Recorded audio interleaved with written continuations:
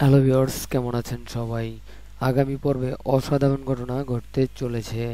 অবশেষে সেই ঈশান কিন্তু রাজি হয়েছে দেবলীনার সাথে বিয়েতে বসার জন্য। তবে আজকের দিনটা বেছে নেওয়া হয়েছে, লগ্নের শেষ দিন ছিল। এখন যদি তাদের আশীর্বাদটা না হয় তাহলে বিপদ আসতে পারে।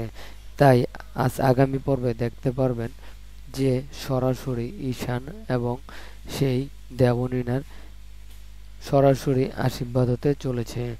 তবে এবারের প্রথম বউ হিসাবে, এবারের প্রথম আশীর্বাদ পাওয়া মেয়ে হিসাবে আর কেউই নয়, সেটা হচ্ছে গিয়ে সেই কুসুম।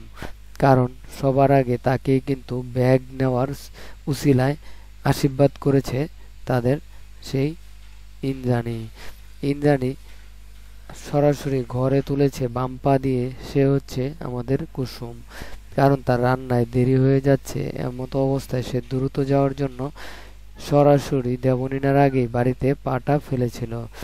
তাই আমরা বুঝতে পেরেছি নাটকের কিন্তু মোড় ঘুরতে চলেছে, যেখানে আয়ুষ এবং এই কুসুমের বিয়েটা রিসেন্টলি হতে চলেছে। অন্যদিকে কুসুম বাড়ি থেকে চলে যাওয়ার সময় ফিরিয়ে আনার জন্য বাবার সামনে কথা দিয়েছে ইন্দ্রাণী যে, যে করেই হোক এবার কিন্তু আমি নিজে দাঁড়িয়ে থেকে তোমাকে বিয়ে দিব, আমার সামনেই বিয়ে সংগঠিত হবে।